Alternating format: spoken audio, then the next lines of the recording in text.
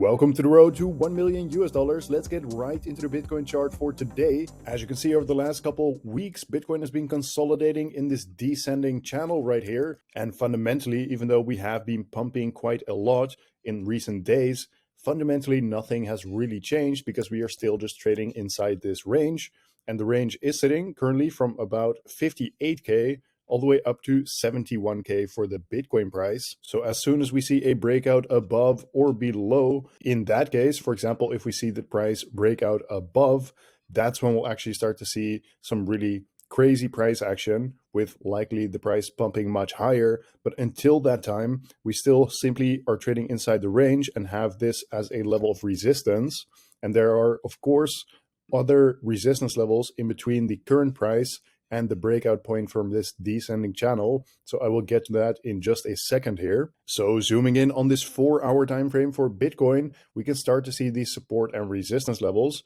Most recently, we actually got a bounce from this level of support, which is sitting from 66K all the way down to 65,000 US dollars. So if you do see the price retrace a little bit, in that case, potentially you could see a bounce from a level within this range. And in the case that it does trade below this level, so you get confirmed candle closes below 65K, in that case, it is very likely that we trade to the next big level of support below that, which is sitting from 62.4K all the way down to 60,000 US dollars. If we just get a bounce from here, or we just start trading up right now, in that case, of course, we do have this short-term resistance, which is sitting at about 67.1K.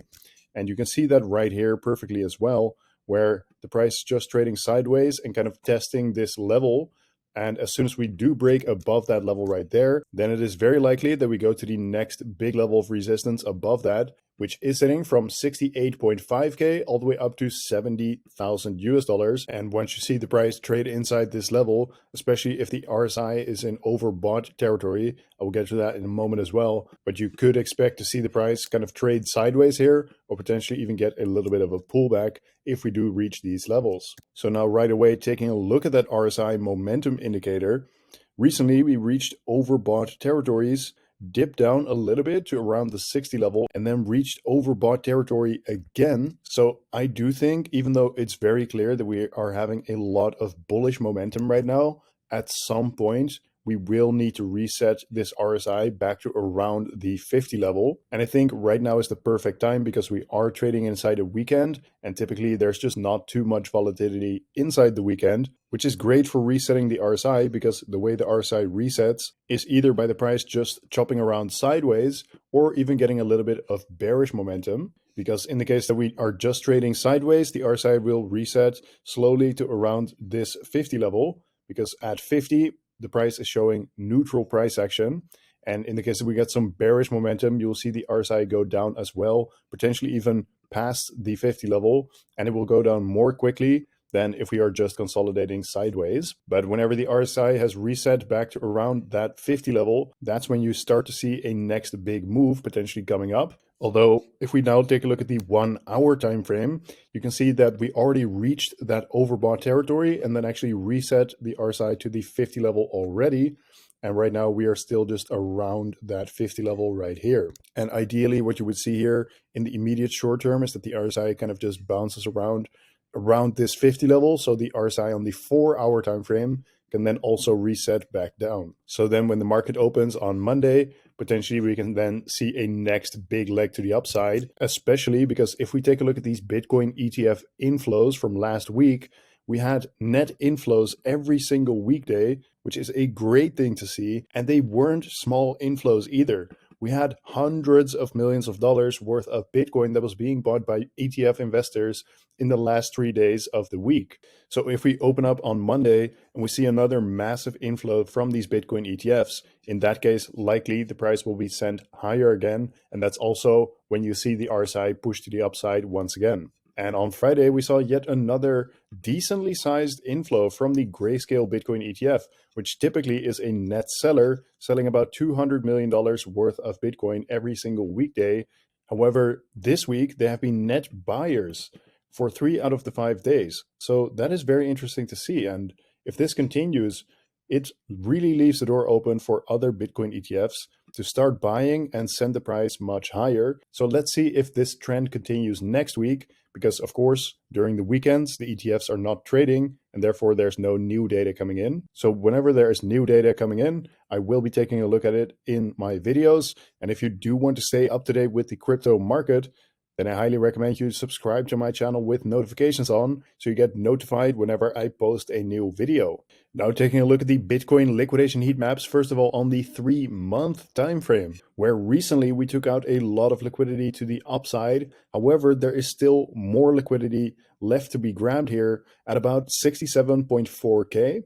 All the way up to 67.6K. However, above that, there is another major level of liquidity, which is sitting at 73.9K for the Bitcoin price. And since we are in a bull market, I do think that at some point we are going to take out this level of liquidity. We just don't know exactly when it will be, but in my opinion, I do think it is quite likely that we end up taking out this level of liquidity at some point.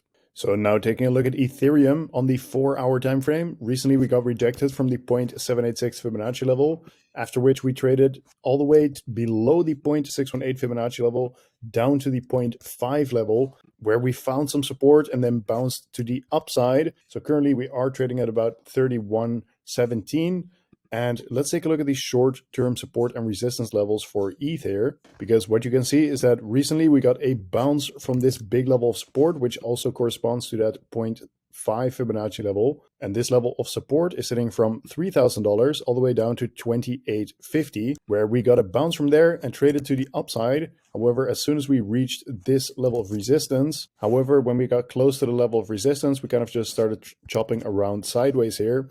And this level of resistance is sitting from about 31.50 all the way up to 32.50 for the price of Ethereum. So in the case that we do trade above this level of resistance, then the next big level of resistance above that is the 0.618 Fibonacci level, which is sitting at 33.30. And taking a look at the RSI really quickly, you can see that on the 4-hour time frame, we actually reached into overbought territory. So we just reached into it. However, already you can start to see that the RSI is starting to correct a little bit. I do also think that it is because we are trading inside a weekend. So there is just a lot less volatility, and therefore the RSI is kind of just slowly trending down. But that is something to keep in mind, because typically when the RSI is in overbought territory or close to overbought territory, there is limited room to the upside in the price of Ethereum. So in this case, there's limited room to the upside right here. And in the case we do trade higher from here, the RSI will definitely be in overbought territory if we get a push up right now. So in that case, what you can expect is that the price will start trading sideways in this level right here, or it can just get a rejection and start trading down a little bit. So that is something to keep in mind if you are currently trading Ethereum. And lastly, for ETH, looking at this falling wedge pattern, which I have been talking about in my videos for a couple of weeks at this point. And I did say the entire way through that it is more likely to break out to the upside. So that is a very good thing to see. However, ideally, what we want to see is Ethereum break out above this level right here, which is currently sitting at about 32.25, because in that case, it is actually more clear that we are really breaking out. And this is not just some kind of fake out where we go up and then down. Now taking a look at Solana on the daily time frame. Recently, we got rejected from the 0.786 Fibonacci level, traded to the 0.5 level, but are now trading back above the 0.618 Fibonacci level with confirmed daily candle closes. Now, taking a look at this 4-hour time frame, one thing that I don't love of what I've seen so far is that we just cut right through it and we have not seen a retest of this level above it. So we haven't seen up, down, up. It doesn't have to do it. It doesn't always have to retest, but ideally it is something that you would see before the price trends up higher, unless it gets like a very sharp push to the upside, just to confirm that this is actually now a level of support. So let's take a look at the short-term support and resistance levels so we get a better idea of what we can expect in the short term here. So zooming in on the 4-hour time frame for Solana here, what we can see is that recently we got a bounce from this level right here, which is a big level of support from 150 all the way down to $140 for the price of Solana. And this has been an extremely accurate level of support in recent days. However, what we can see right now is that once we cleared through this previous high, which is sitting at about $160, as soon as we really cut through it, well, what happened is we got a retest and then traded to the upside and just cut right through this level of resistance as well. Of course, with a little bit of chop right here, but in the end, we did manage to clear this level and then got rejected from the level above it. So this previous level of resistance, since we have traded above it now, has now been flipped into a level of support. And this level of support is sitting from 172 all the way down to 167 for the price of Solana. So if we just get a little bit of a retracement here, well, in that case, we can just see a bounce from here. However, in the case that we do lose this as a level of support, we might get some short-term support right here. We might get some short-term support in this range right here. Although it is more likely if we get a sharp decline, for example, in the Bitcoin price, that we trade all the way back down to this level of support that I was talking about earlier. So it is actually critical in the immediate short term here that Solana holds above the 167 level, and that is the level to watch out for in the short term here. Either way, in the case that we do just get a bounce from here, well, in that case, the next big level of resistance is sitting from 177 all the way up to $181 for the price of Solana. So we are seeing some fast moves to the upside right now. And if you want to trade any crypto with leverage and very low fees, I highly recommend you go check out MEXC, which is the crypto exchange that I use, because like I said, it has very low fees and you can get up to 200x leverage. Though, of course, if you are going to be trading with that amount of leverage, always make sure you manage your risk. So you set stop losses and stuff like that.